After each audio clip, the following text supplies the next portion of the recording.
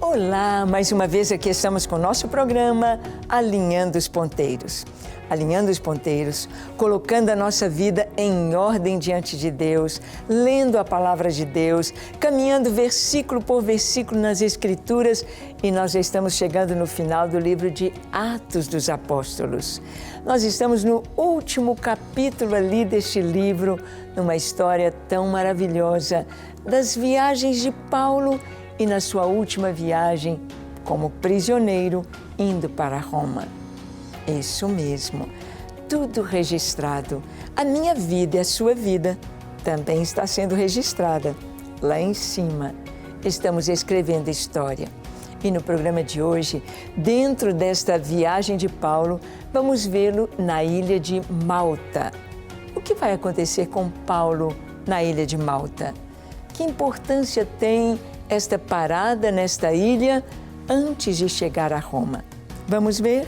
Então deixe o seu coração aberto para Deus, pronto para ouvir a sua voz. O programa Alinhando os Ponteiros já começou.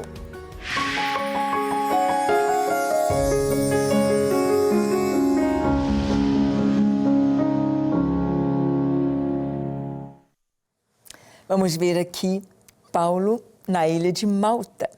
Estamos vendo que eles saíram de Cesareia, pegaram um navio, foram até Sidom, depois outro navio, foram costeando a ilha de Creta, passaram por um lugar chamado Bons Portos, não puderam invernar num determinado porto, porque não tinha estrutura para eles, seguiram viagem com um ventinho suave, brando do sul, mas logo na viradinha da ilha, um tufão veio e alcançou o navio. O tufão Euroaquilão.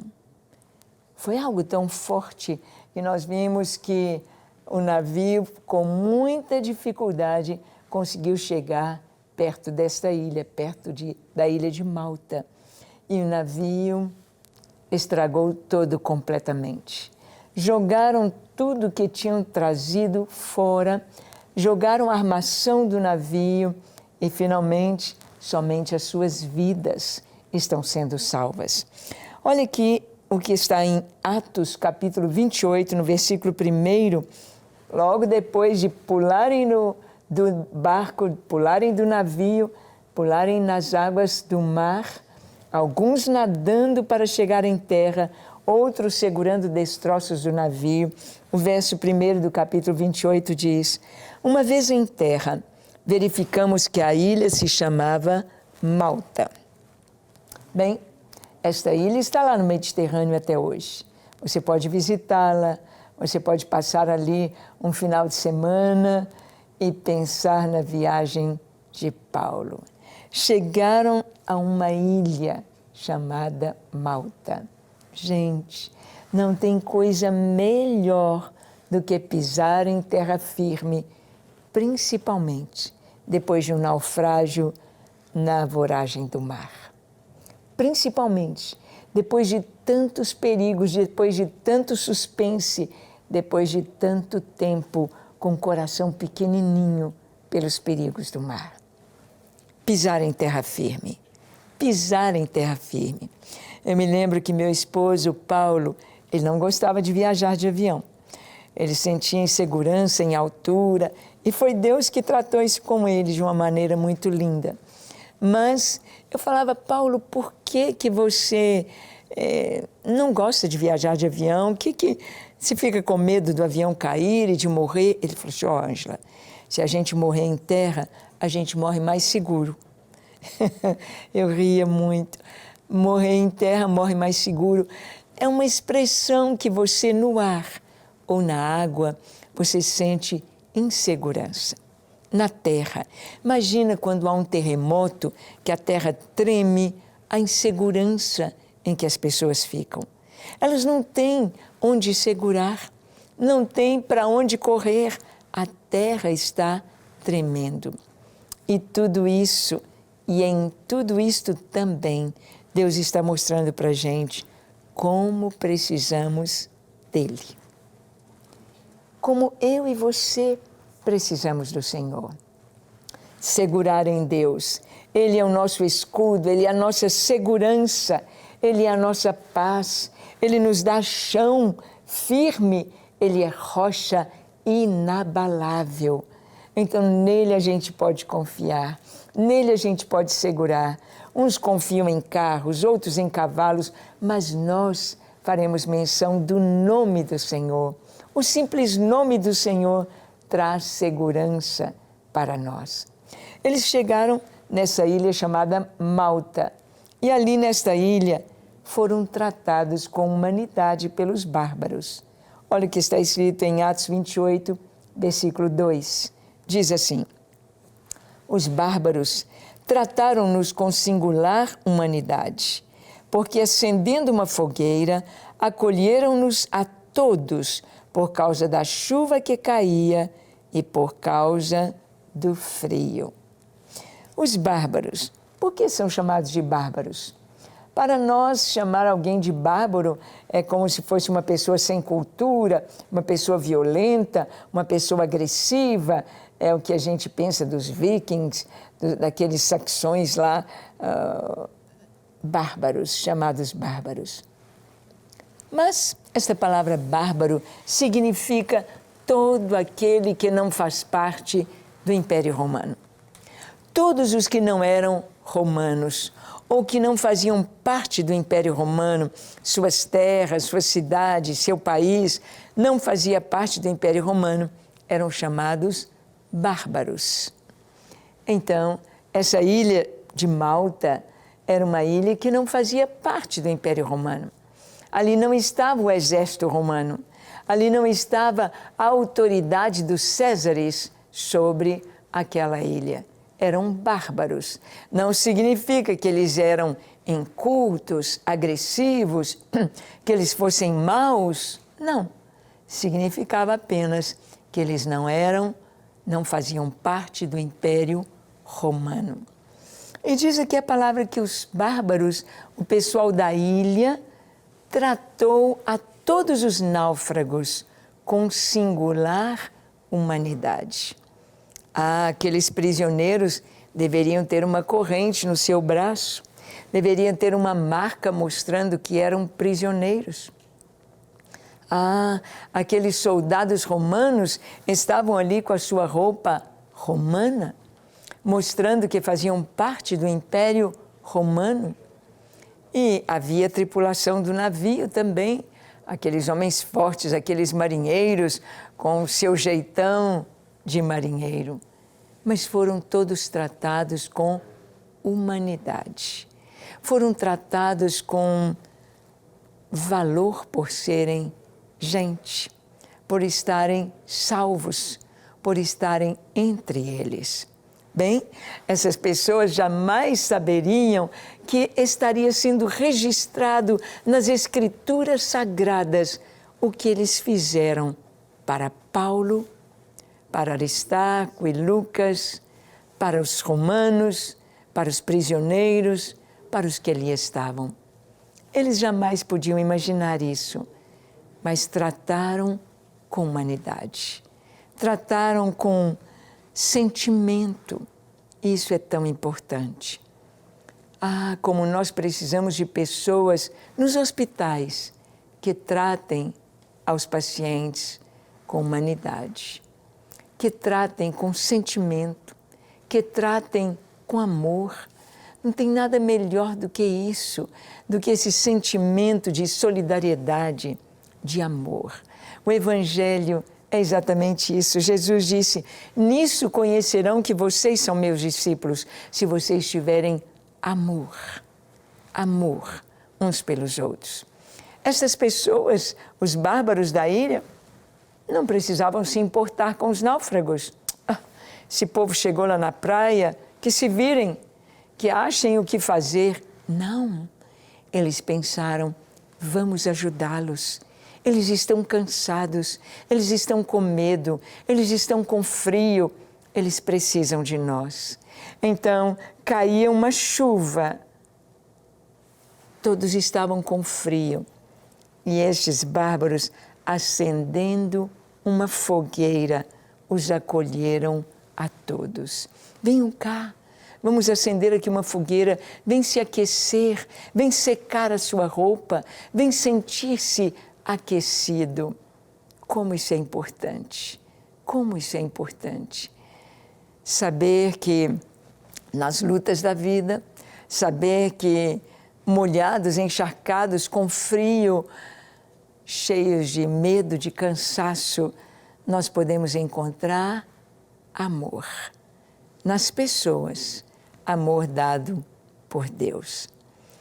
Deus nos chamou à igreja e nos colocou como igreja exatamente para que nós possamos amar, para que nós possamos marcar a vida das pessoas com amor.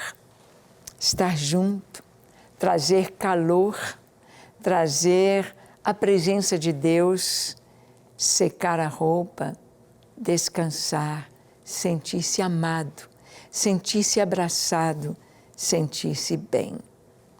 É isso que o Senhor faz conosco, fez comigo, faz com você, faz com todos. Ele nos abraça e usa as pessoas para nos abraçar.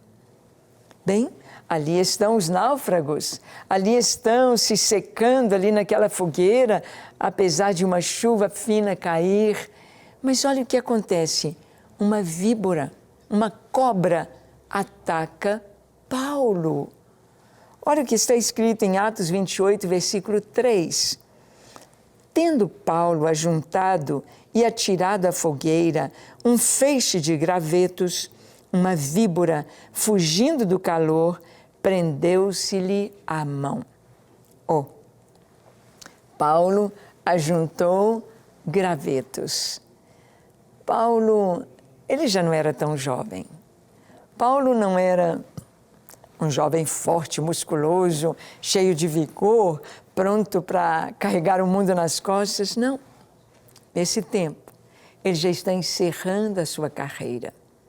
Paulo ficou 2 anos preso em Cesareia. O prisioneiro não era tratado como um hóspede de um hotel, de um resort. Não, ele ficou como prisioneiro. Paulo morre aos 64 anos e um pouco antes disso, ele está nesta viagem em Roma. Ele já não era um menino, mas ele trabalhava. Ele enxergava o que era para fazer. Ele não ficava esperando ser servido. O próprio Paulo buscou gravetos. E sabemos que as serpentes, as cobras, gostam de um amontoado de madeira, um amontoado de gravetos, um amontoado de troncos. É ali que elas gostam de ficar. Paulo então vem trazendo um feixe de gravetos. Paulo vem trabalhando para alimentar aquele fogo e uma víbora agarra nas mãos de Paulo. Ela pica Paulo e prendeu, ficou presa na sua mão, fugindo do calor. Agora olha que algo tão interessante acontecendo. O povo precisa do calor e se ajuntam ao redor da fogueira. Os náufragos precisam se aquecer, então estão fazendo o fogo, a fogueira, para se aquecer.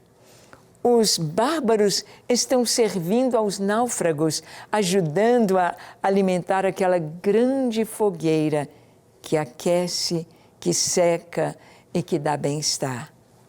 Mas a víbora, a cobra, ela está fugindo do calor, ela está fugindo do fogo, ela está fugindo. Então, ao fugir, ela pica em Paulo e prende, ela fica presa, agarrada na mão de Paulo. Imagina a cena, todos olhando, e não era uma cobrinha qualquer, era uma víbora venenosa. Era uma víbora que inoculava seu veneno e com rapidez a pessoa morria. Como assim? Como assim Paulo está passando por isso? Como assim sabemos que a igreja ela vai unir o povo, unir as pessoas ao redor do fogo do Espírito Santo, ao redor do calor da palavra de Deus, ao redor do bem-estar da presença do Senhor, que traz vida, calor, luz, alegria, aconchego, que traz bem-estar, que seca a nossa roupa molhada do naufrágio. Mas a víbora, que tipifica Satanás, ela foge do calor. Ela foge, ela não quer o calor.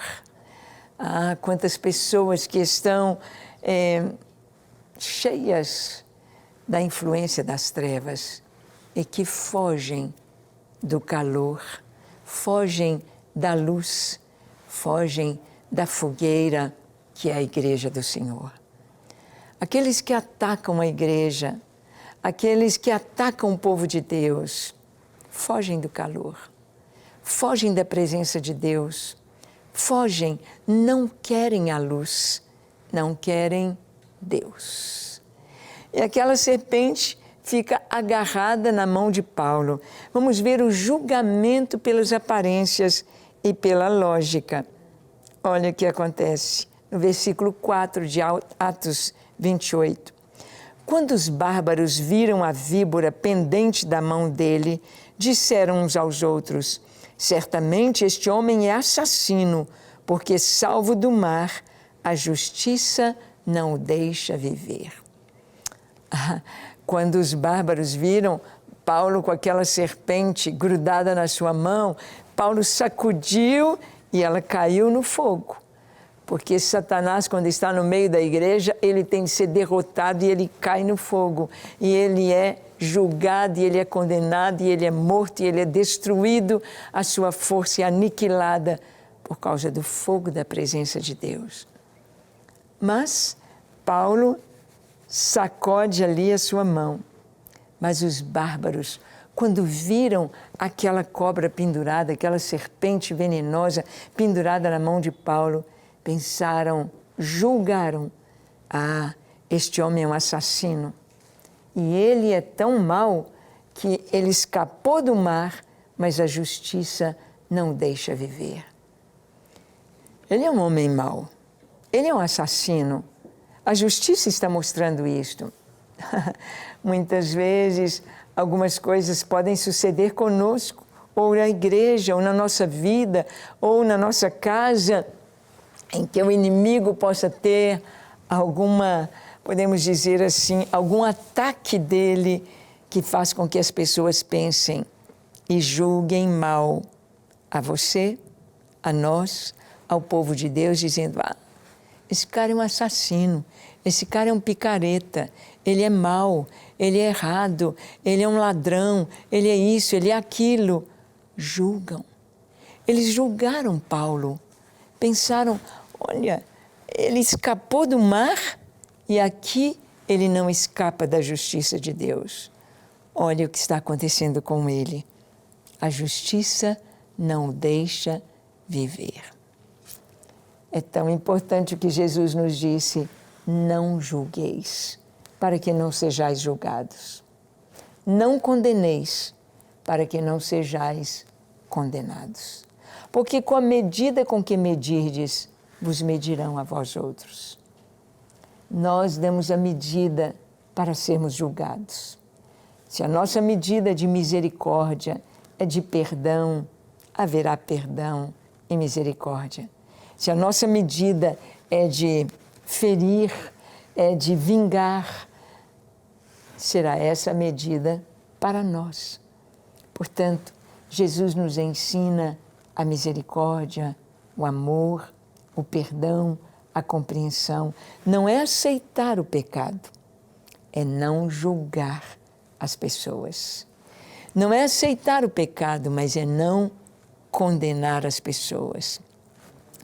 E a lógica para aqueles homens é: esse cara é um assassino, olha só, escapou do mar e agora a víbora o pegou. Então, no versículo 5, nós vamos ver que Paulo é guardado pelo Senhor do ataque da víbora. Atos 28, verso 5, lemos assim: porém ele, sacudindo o réptil no fogo, não sofreu mal nenhum. O que Paulo fez? Sacudiu. Sai! Sai! E o réptil e a víbora caiu. Paulo não teve mal nenhum. Mal nenhum. Nós não estamos livres dos ataques do inimigo.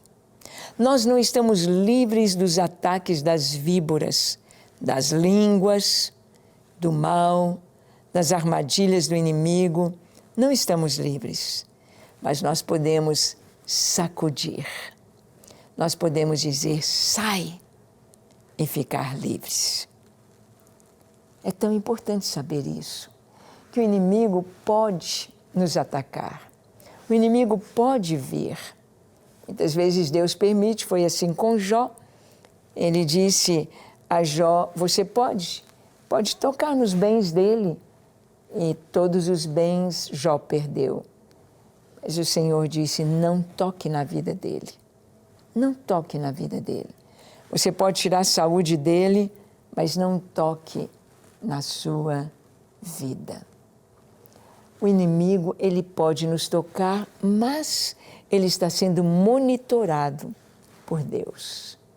Deus não permite que o inimigo faça o que quiser conosco, ou que tenha vitória em nossas vidas, ou que nos mate, ou que nos destrua, ou que nos derrote. Absolutamente. Nós só seremos derrotados se nós não olharmos para o Senhor, se nós olharmos para o inimigo e se nós dermos atenção para as trevas. Então, a derrota é certa. Lembra de Pedro? Pedro viu Jesus vindo sobre as águas e todo mundo gritou, é um fantasma. Jesus disse, não, sou eu. Pedro falou, Senhor, se és tu, manda que eu também vá andar sobre as águas.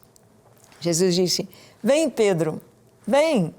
E Pedro veio, desceu do barco e veio andando sobre as águas, mas antes de chegar a Jesus, ele começou a reparar na força do vento e das águas. E ao olhar para a força das águas, das ondas, ele teve medo e afundou. Ele sabia nadar, mas ele gritou, salva-me, Senhor. É a oração mais curta da Bíblia. Salva-me, Senhor. E Jesus estendeu a mão e o levantou. E disse, ó homem de pequena fé, por que duvidaste? Por que duvidaste? Enquanto olhamos para o Senhor, caminhamos sobre as águas. Enquanto olhamos para o Senhor, mal nenhum nos sucederá. Caminharemos sobre as circunstâncias. Mas se deixamos de olhar para Jesus, se começamos a reparar na força do vento, na força das águas, se começamos a olhar nas circunstâncias, vem o medo e a nossa fé naufraga. Então temos de gritar a oração mais curta, salva-me, Senhor. E Ele está sempre ali, com a sua mão estendida para nos levantar. Eu não sei como está a sua vida, não sei se você passou por um naufrágio, não sei se está tudo bem na sua casa ou se vocês passaram por um momento difícil de enfermidade, de luto, de lutas, de desemprego, não sei, mas eu sei de uma coisa muito importante. Deus aí está. E Ele é que dirige todas as coisas no nosso viver. Deus aí está conosco para dar o salvamento, para dar a salvação, para dar a vitória sobre o naufrágio, sobre o medo, sobre o frio, sobre as víboras que nos atacam. O Senhor aí está para nos proteger, nos usar para sermos bênção para as pessoas ao nosso redor. Amém? Você tem sido bênção. Você tem suportado bem as vicissitudes da vida, os naufrágios, as lutas. Vamos orar? Feche os seus olhos, curve a sua fronte. Se for possível, se ajoelhe onde você está e ore comigo, dizendo assim: Senhor, eis-me aqui em Tua presença. Eu abro o meu coração. Eu te peço perdão para os meus pecados, a minha falta de fé, o meu desespero, a minha depressão, a minha angústia, a minha ansiedade. Perdoa, Senhor. Perdoa. Lava-me. Limpa-me. Dá-me um coração puro e sincero na Tua presença. Eu quero andar sobre as águas. Eu quero ser guardado por Ti, aquecido pelo Teu Espírito. Eu me entrego a Ti, para ser somente Teu enquanto eu viver. Toma minha vida em Tuas mãos e usa-me para a Tua glória e para o Teu louvor, no nome de Jesus. Amém, amém e amém. Graças a Deus. Que você fique firme. Saiba que em todos os momentos o Senhor está conosco. Ele diz: não te deixarei, jamais te desampararei. Que Deus te abençoe ricamente e até o nosso próximo encontro, quando aqui estaremos compartilhando com você a palavra de Deus. Até lá.